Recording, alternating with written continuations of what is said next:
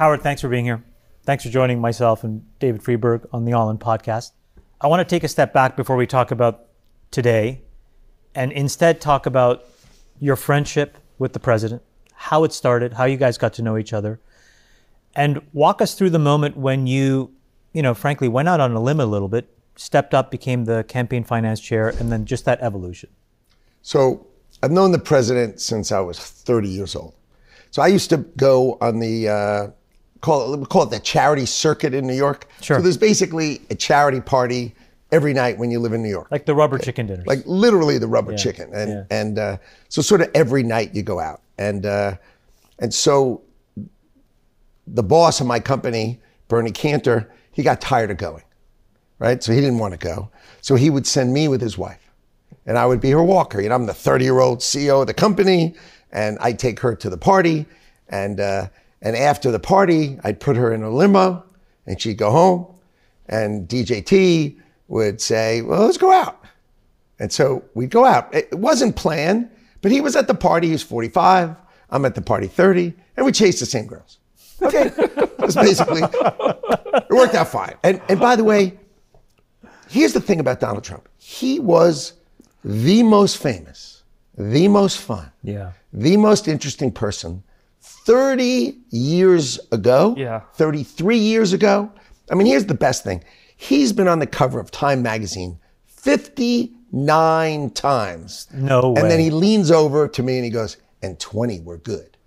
I'm like, but who can take that? Yeah. I mean, who could take, like other people, when you have a bad cover of Time magazine, you'd crumple, right, and be sand on the floor. Instead, he's like, but so Howard, is it that he's just totally wired to understand that moment, like of being a public figure? Or like, what is it that's so unique about what constitutes the ability to navigate that over 40 years? I think it adds energy to him. Right? So everybody else's energy, what they don't understand is people bring negative energy to Donald Trump, right? And they're just charging his battery.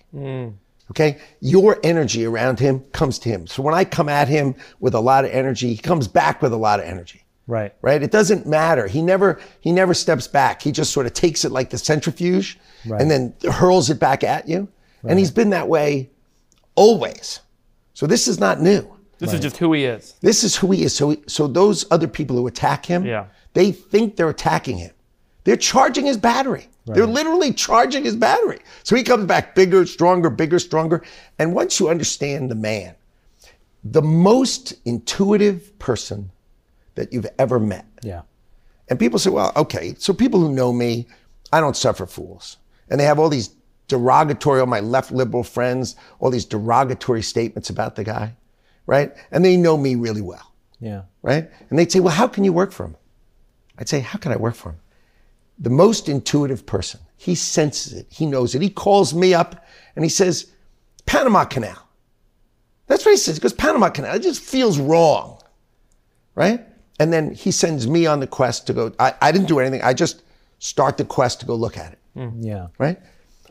The mouth that's east is a deep water port by the Chinese. The mouth that's west is a deep water port by the Chinese.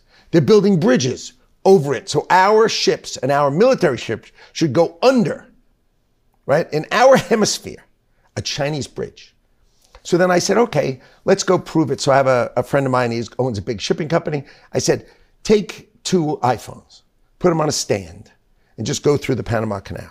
The Panama Canal, they sort of drag ships through like this. And I said, just go video both ways. Just video both ways. 70% of every letter is Chinese. Then I'm talking like the sides of container ships, the stores, like I'm not talking the like signage. Just random signage like you're riding on a road. It's all Chinese. And then I do the research and I call him back and I say the magic words between me and him. I have your path, which is I've done it. I've done the legal work. I've done everything, right? So when you start talking about it, you have a foundation. It's not just you talking. So people think he's just talking. He's never just talking. He has people behind him who bring him his foundational, structural outcome. And then what does he do? He went and played golf that afternoon. He called me at 7 a.m. He said, what do you got? We talked from 7 to 8. He went and played golf, right? And that afternoon, there's the American flag in the middle of the Panama Canal in some, truth he puts out. Right. And that's the fun part, right? So you work for the most intuitive guy, unbelievably smart, unbelievably thoughtful, who knows what he's doing.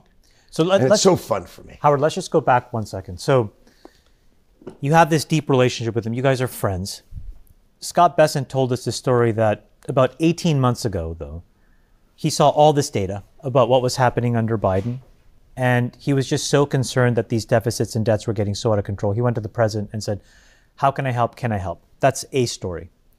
But was there a moment for you that was like rooted in something other than friendship? Like, was there something on the ground where you said, hold on a second, this is a train wreck and we need to do something? Because you were the finance chair for the campaign. Well, no, I wasn't the finance chair. I was the transition chair. Transition chair. Okay, so I ran transition, which we'll talk about.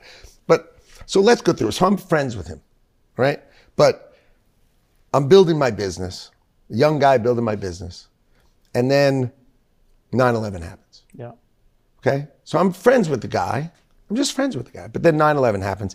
Kind, sweet, calls me all the time. Just good human being. Nice, warm, caring, good human being, right? But then I'm knocked out. So what do I do next? I try to rebuild my company, take care of the families of 9/11. I lost 658 people who worked for me, and we had a policy. We want to work with people that we like. So when we had an opening, we didn't use headhunters. We would say to everybody at the firm, does anybody know anybody who'd do this job? Yeah. And so, young lady works for me, says, my best friend is an HR person. They have to have capacity. Yeah.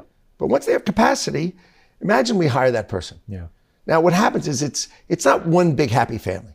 Yeah. But people really, really care about the company.